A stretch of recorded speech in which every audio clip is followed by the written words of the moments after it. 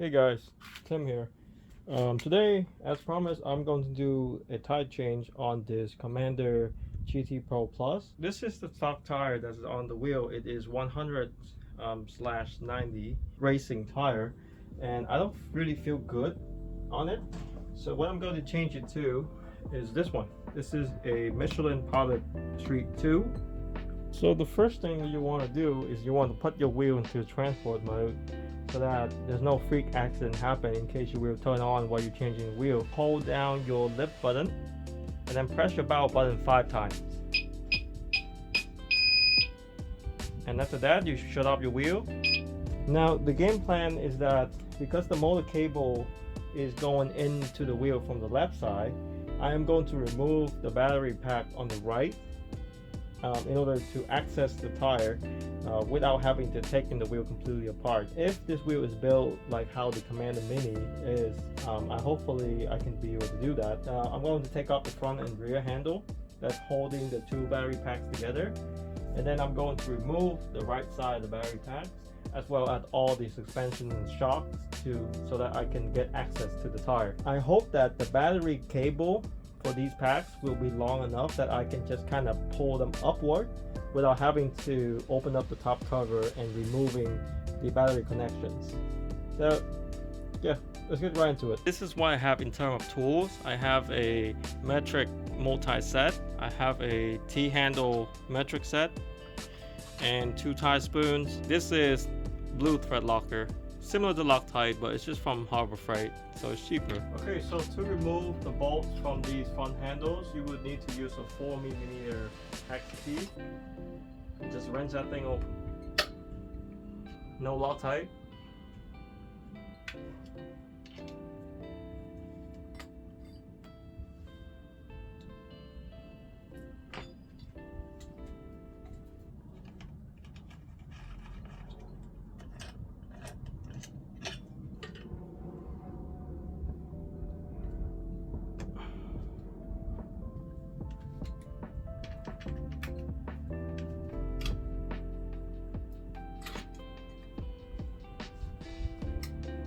Now you also have to remove the kickstand and the rear light because these are also holding the 2 packs together.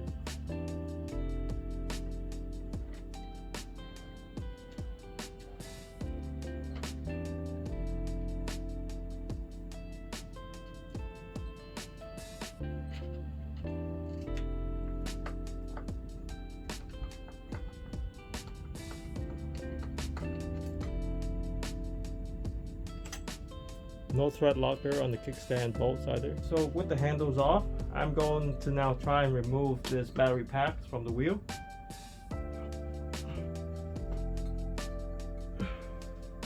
The first thing you're going to remove are these 2 guide rods down here. You can remove them with a flathead screwdriver, or if they're loose enough, you can probably just turn them out like this. Then pull them out. So you can see, no thread locker on these either. This one's already partially loose as well. And these bolts are also 4mm metric hex key. Ooh, this is loose. Holy crap. No Loctite. So these top bolts here are quite loose already. They're not fully tightened in at all. Jeez. Now, if you wonder why these structural bolts are so short, that's because these bolts thread directly into the battery box themselves. And I'll put a photo here. I'll put a photo that you can see it. Basically, these bolts thread directly into the box itself. So if they use a longer bolt, it might protrude to the inside too much, and some metal shaving might short the bore or something. So they had to use a shorter bolt. Now I'm going to remove these 4 bolts right here because I believe these are also structural bolts. So again, no Loctite.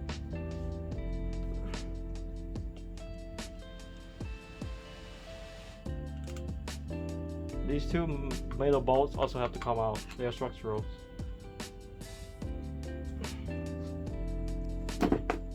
There we go. So again, just to repeat, you want to take the top 4 bolts off. You want to take the 4 screws in the center point off. And you also want to take these 2 top Phillips screws off. And you need to remove the two guide rails at the bottom.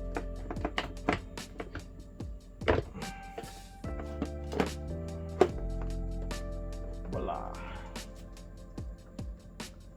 There it is. So the battery cable for these packs don't seem to be long enough. So unfortunately I would not be able to flip them all the way outward so I can work on the wheel. So I'm going to open up the top cover and disconnect the battery pack and just kind of pull them out from there so that I can have an easier time working on the wheel itself. Alright, so let's put this back. Okay, so on the top cover there's 2 rolls of Phillips screws that you would need to remove. You also need to remove the 4 screws inside the trolley handle here. Alright, and everything is Phillips screw, but you know, just a heads up, be very careful with these screws because they strip really easily.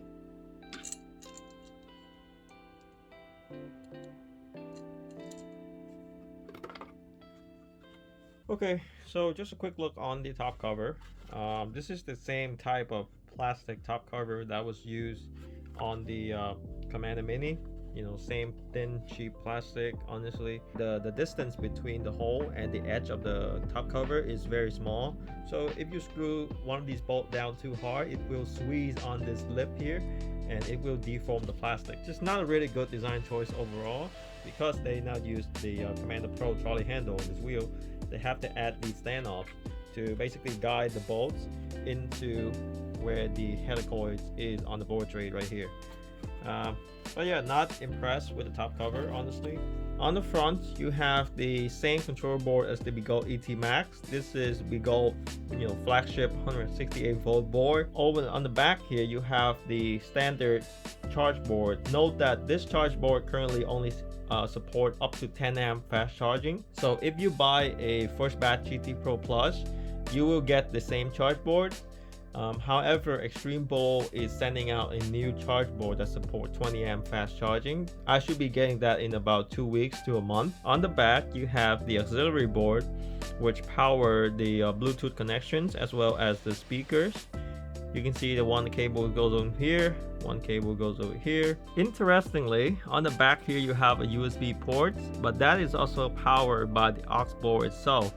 So that means this USB port does not support fast charging, and I don't think it can pull much wattage in the first place. In the center you have the beeper. This beeper is positioned slightly off center, more to the back. Not an ideal positions because I prefer this beeper to be closer to the front so that I can hear it when I'm leaning forward, but still should be plenty usable. Now, Extreme Bull claimed that the GT Pro Plus now come with waterproof gaskets. I can see around the edges here there's a hairline thin, you know, gasket that runs around the edges. I guess this is because they cannot add a bigger gasket. I also see a lot of these black goop you can see on the speaker here. These black goops are basically everywhere. They put it around the edges of the box. They put it on every single connection points. They also put it on all these cable connections. What this black goop is a water sealant, so it should give the wheel a little bit more water resistance. You can see those little foam pads right here. Behind these foam pads is actually where all the battery box bolts thread into the board tray. So that's why they put a little foam pad here to cover these bolts sticking inside the board tray, because I guess they don't want anything to go in and short all the electronics inside. You know, ideally I would rather not see these bolts sticking inside the board tray itself, but I don't think this is a deal breaker. Now let me remove the display so I can show you the actual controller itself. In order to do that, I will have to disconnect the power first. After you disconnect the power, turn the wheel on to discharge the capacitor. Capacitor are discharged, there is less likely chance you will short something if you touch the board. This is the standard typical ET Max screen. You can see they also put a goop on the connection points, so to ensure that there's nothing shakes loose. I think they tried to clean up as the best they could. The cable organization seems okay. I don't think they are trying to cram everything in here. Now, one thing I want to point out is these two orange ports here. These orange ports are what power the ET Max front LED strip. Now, if I'm lucky, I should be able to power 2 LED strips on the front using these 2 ports. And that's one of the projects that I want to work on, because this wheel supposedly should come with LED strips on the front and back. but you know, they kind of back pedals on it. So yeah, hopefully these ports work as intended. Now let me put the display back on.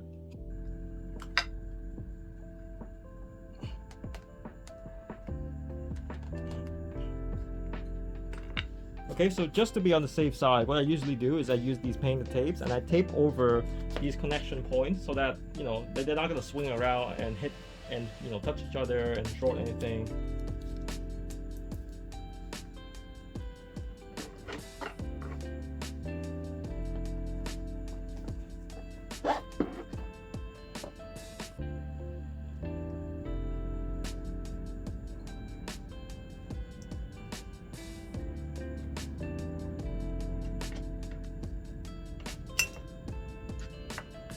There is a gasket where the battery cable goes into the board tray, so you know there is a pretty good water resistance. So I'm going to remove these bolts here and remove the suspension shocks so that it can freeze up this area so I can work on the wheel. For the top part, you use a 4mm hex key just like everything else. The bottom part here, where the motor bolts are, these are also 4mm. And these will be very tight. Because these are tight, I'm going to use my multi-tool to put it at a 90-degree angle so I can have more leverage at removing these bolts. Huh, interesting. One of these bolts already almost stripped from factory. This is how it looks from factory. All other 3 bolts looks pretty okay. This one looks slightly stripped already. So Extreme bolts screw something up for sure. Luckily, it still has a pretty good grip, so I can just take it out quite easily. This is the 3 bolts from the motor. You can see they all have thread locker. I'm not sure if these are properly activated because you can see that, you know, the blue color did not spread to all over the thread. And this indicates to me that the thread locker did not activate it correctly. So whatever tool they used was not able to, you know, get these thread locker to activate, which is why you see that they only have like one blue spot on one end and there's nothing on the other end. So these do have thread lock, but these aren't really useful at all. I should be able to slide the shock off now, but I cannot, and that's because I think these 2 screws here that screws these little guide rails onto the inner fender. So I'm going to unscrew these. So now, as you can see, the fender is now detached. I should be able to take this thing off from here. Slide this off. At the bottom, this is basically the bottom block that's where you thread the motor bolt into. Do not forget the spacers. You will have problems if you forget about it. And pull it downwards. So now the shock is out. This shock does not look like the Commander Pro shock at all. It looks like the Commander Mini shock with this adjustment. You can see there's already some signs of rusting at the bottom of this shock. So now I should have full access to the tire. I'm going to deflate the tire and try to get it out.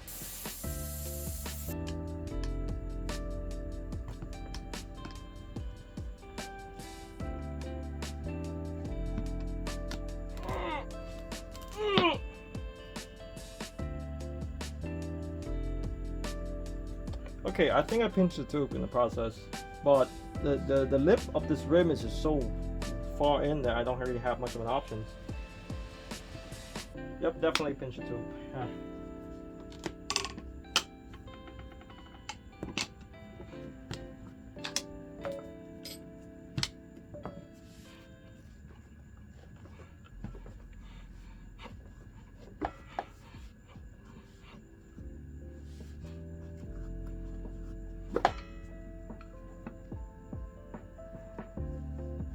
There's still so much air after I deflated it. Now I'm gonna get out more. Okay, so this tube is a 2.75 14, so the standard size, a standard 18-inch tube.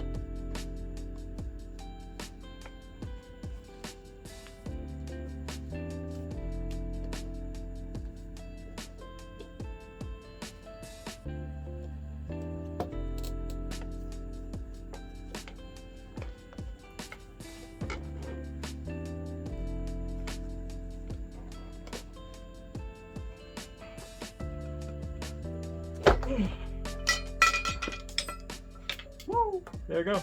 Tire's off. Okay, so first thing first, I am going to seat this tire into this rim. This is a rear tire, so the rotation has to be correct. So the tread's gonna look like a V shape. So because the motor is gonna spin this way, I'm gonna put it right here.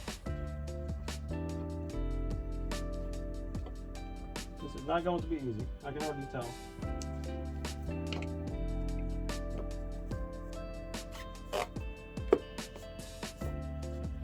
Man, this thing is really stubborn.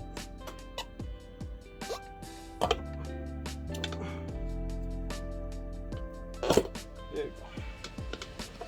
Okay, so the tire is in. So now I'm going to slightly inflate the tube. And I'm going to try to fish it into the valve stem hole. You want this tube to be a little puffy so it can slide into inside a little bit easier without pinching anything.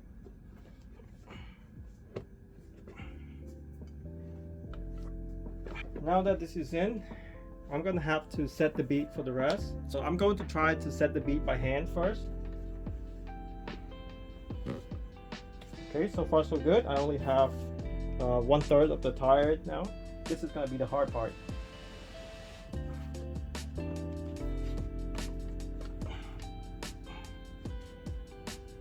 Okay, can't. All right, secret weapons gonna come out now. My secret weapons are these big ass zip ties.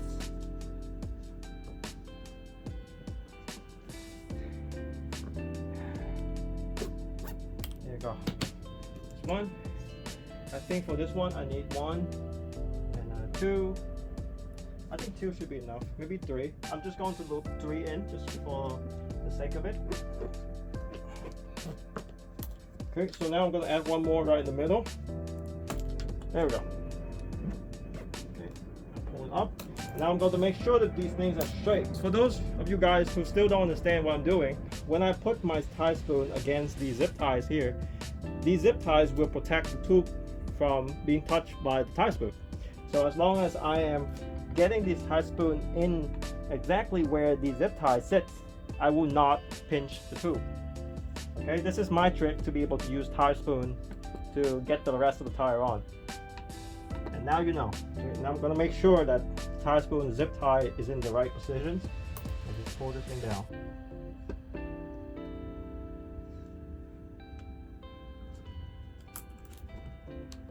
Okay, now I'm going to pinch it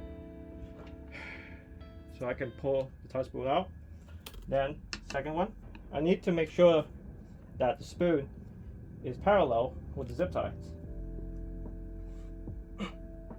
Now I can squeeze the tie spoon out. Get in there. There we go. And then one more. This one I think I can just push it down. There you go. Okay, and now I'm going to pull the zip ties out. Super easy. I just need to get this thing away from the stem. And then pull it out. I'm just gonna fish this thing in as much as I possibly can and then pull on the other end.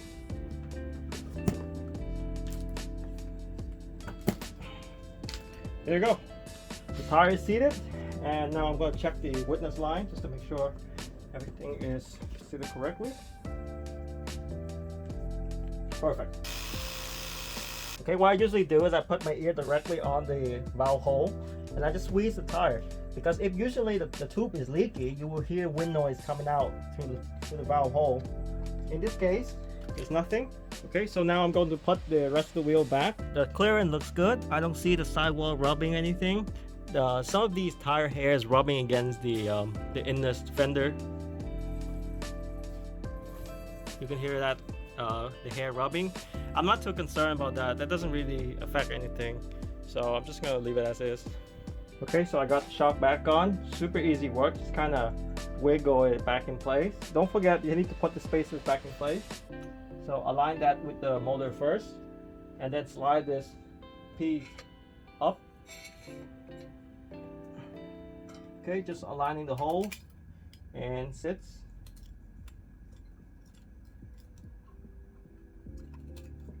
Okay, the holes are not completely aligned, so I'm going to use my hex key here to just kind of wiggle the spacers back into positions.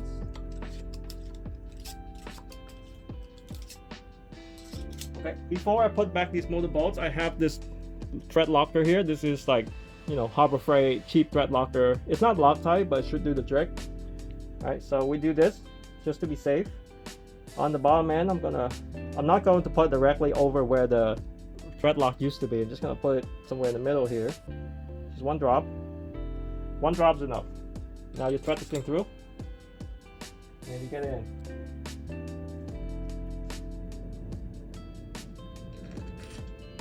Now that all 4 bolts are in, I'm going to start tightening one by one.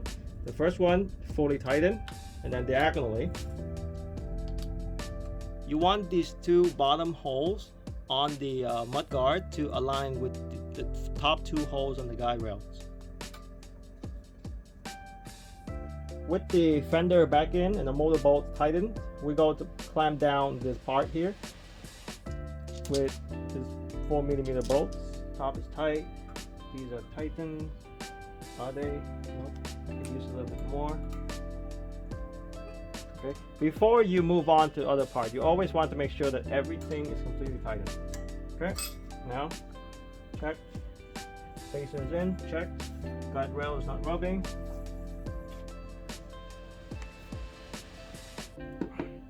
I'm not going to put the box back in yet.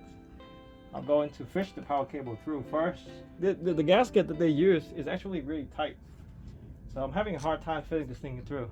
Now this is a good thing, by the way. This is not a bad thing at all. This is a good thing. Having a tight gasket means that the water resistance should be good. Okay, that took a while, but the gasket are seated correctly. First thing you want to do is insert the guide rods at the bottom here first, and these 2 rods will prop up the battery backs so that it doesn't flop around as much. And then what you need to do next is push the battery box up so that all the screw holes align. So now that I made sure the battery box are seated correctly, all bolts holes are aligned evenly, I'm going to apply Loctite and lock everything down.